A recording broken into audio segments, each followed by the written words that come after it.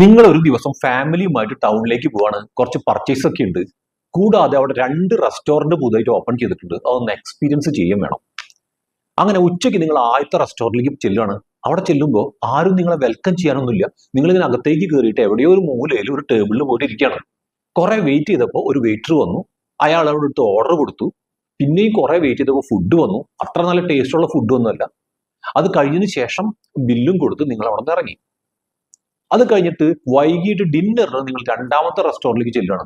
അപ്പൊ അവിടെ ചെല്ലുമ്പോൾ തന്നെ നിങ്ങൾ ഡോർ അങ്ങോട്ട് കടന്നപ്പോൾ തന്നെ ഒരാൾ ഓടി വന്നിട്ട് നിങ്ങൾ ആനയിച്ചു. അവിടെ കൊണ്ടുപോയിട്ട് ഒരു ടേബിളൊക്കെ കാണിച്ചു, സാർ ഇവിടെ ഇരിക്കാം എന്ന് പറഞ്ഞ് നിങ്ങൾ അവിടെ കൊണ്ടിരുത്തി.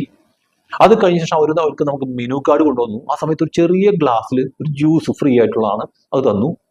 അത് കഴിഞ്ഞ ശേഷം നമ്മൾ ഓർഡർ ചെയ്തു. ഓർഡർ വന്ന സമയത്ത് ഈ പറയുന്ന കൊണ്ടുവന്നിട്ടുള്ള ടേബിൾ കൊണ്ടുവന്നിട്ടുള്ള ഫുഡ് മുഴുവൻ നന്നായിട്ട് പ്രസന്റ് ചെയ്തിട്ടുണ്ട്. നല്ല ടേസ്റ്റ് ആണ്. ഇത് കംപ്ലീറ്റ് കഴിച്ചു കഴിഞ്ഞപ്പോഴേക്കും ഒരാൾ ഒന്ന് ചോദിച്ചു, സാർ എങ്ങനെയാണ്, ഫുഡൊക്കെ ഹാപ്പി അല്ലേ? അതും കഴിഞ്ഞ് നമ്മൾ ബില്ലും കൊടുത്തു. അവസാനം തിരിച്ചു പോകുമ്പോൾ അവർ പറഞ്ഞു, ഓക്കെ സാർ വീണ്ടും വരണം എന്ന് പറഞ്ഞിട്ട് പോയി. ഇനി നിങ്ങളോട് ചോദ്യമുണ്ട്. ഇപ്പൊ 2 റെസ്റ്റോറന്റിൽ നിങ്ങൾ കയറിയല്ലോ, അടുത്ത തവണ പോകുമ്പോൾ നിങ്ങൾ ഏത് റെസ്റ്റോറന്റിലായിരിക്കും കയറുന്നുണ്ടാവുക? ഉറപ്പായിട്ട് 2ാമത്തെ കയറുള്ളൂ, സംശയമില്ലല്ലോ. അപ്പൊ അങ്ങനെയാണെങ്കിൽ നിങ്ങളുടെ പ്രോഡക്റ്റും അല്ലെങ്കിൽ സർവീസും നിങ്ങൾ വിൽക്കുന്ന സമയത്ത് നിങ്ങൾ കസ്റ്റമേഴ്സിനോട് ഇത് ഏത് രീതിയിലാണ് പെരുമാറാറുള്ളത്? ആദ്യത്തെ തരാണോ 2ാമത്തെ തരാണോ? 2ാമത്തെ തരത്തിലാണ് നിങ്ങൾക്ക് വേണം എന്ന് നിങ്ങൾ ആഗ്രഹിക്കുന്നുണ്ടെങ്കിൽ ഞാൻ പറയാവുന്ന 3 ടിപ്പുകളൊന്ന് മനസ്സിൽ വെച്ചോ. ഈ 3 ടിപ്പുകൾ നിങ്ങൾക്ക് ഉപയോഗിക്കാൻ പറ്റും. ഒന്നാമത്തെ കാര്യം, സ്മൂത്ത് ആയിട്ടുള്ള പർച്ചേസിങ് പ്രോസസ് ആയിരിക്കണം. എന്തായാലും പ്രോഡക്റ്റോ സർവീസോ എന്ത് നിങ്ങൾ വിറ്റോട്ടെ, അവർക്ക് വളരെ സ്മൂത്ത് ആയിട്ട് ഇത് പർച്ചേസ് ചെയ്യാൻ വേണ്ടി പറ്റണം. ഒരുപാട് കോംപ്ലിക്കേറ്റഡ് ആക്കരുത്. ഇതാണ് ഫസ്റ്റ് കാര്യം. 2ാമത്തെ കാര്യം, കസ്റ്റമർ സപ്പോർട്ടാണ്. ഈ കസ്റ്റമർ നമ്മൾ ഏത് തരത്തിൽ ബന്ധപ്പെട്ടാലും, അത് മെയിലിലായിക്കോട്ടെ, നേരിട്ട് വന്നിട്ടായിക്കോട്ടെ, ഫോണിലായിക്കോട്ടെ, വാട്സപ്പിലായിക്കോട്ടെ, എന്തിനു ചെയ്താലും അപ്പോൾ തന്നെ മറുപടി കൊടുക്കാൻ ആവശ്യമായിട്ട് ഒരു കസ്റ്റമർ സപ്പോർട്ട് സിസ്റ്റം നമുക്ക് നിർബന്ധമായിട്ട് ഉണ്ടാവണം.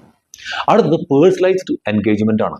അതായത് അവർക്ക് ഓരോരുത്തർക്കും ചിലപ്പോൾ നിങ്ങൾക്ക് ആയിരക്കണക്കിന് ചിലപ്പോൾ കസ്റ്റമർ ഉണ്ടായിരിക്കും, പക്ഷെ അവർക്ക് ഫീൽ ചെയ്യുന്നത് അവരുമായിട്ട് പേഴ്സണലായിട്ട് നമ്മൾ അറ്റാച്ച്മെന്റ് ഉണ്ട്, അല്ലെങ്കിൽ അവർ പേഴ്സണലായിട്ട് അവരെ കെയർ ചെയ്യുന്നുണ്ടെന്ന് അവർക്ക് തോന്നണം. ആ രീതിയിൽ വേണം അവരായിട്ട് സർവീസ് ചെയ്യാൻ വേണ്ടിയിട്ട്. ഈ 3 കാര്യങ്ങൾ ഇംപ്ലിമെന്റ് ചെയ്താൽ തന്നെ നിങ്ങൾക്ക് ഒരുപാട് കസ്റ്റമേഴ്സ് ലോയൽ ആയിട്ട് വരും. അവരുമായിട്ട് നല്ല റിലേഷൻഷിപ്പ് ഉണ്ടാക്കാൻ വേണ്ടി പറ്റും. നിങ്ങളുടെ ബിസിനസിന്റെ വളർച്ചയ്ക്ക് അത് സഹായിക്കുകയും ചെയ്യും. ബിസിനസ് മാസ്റ്ററി ഹബ്ബ് എന്ന് പറയുന്ന ഒരു കമ്മ്യൂണിറ്റി നമുക്ക് കിട്ടും. അതിനെക്കുറിച്ച് കൂടുതൽ അറിയാനും ബിസിനസ്സുമായി ബന്ധപ്പെട്ട എന്തെങ്കിലും സപ്പോർട്ട് ആവശ്യമുണ്ടെങ്കിലും താഴത്തുള്ള ഒരു നമ്പർ ഉണ്ട്, അത് വാട്സപ്പ് നമ്പറാണ്. അതിനകത്ത് വാട്സപ്പ് ചെയ്യാം. അടുത്ത വീഡിയോയിൽ വീണ്ടും കാണാം.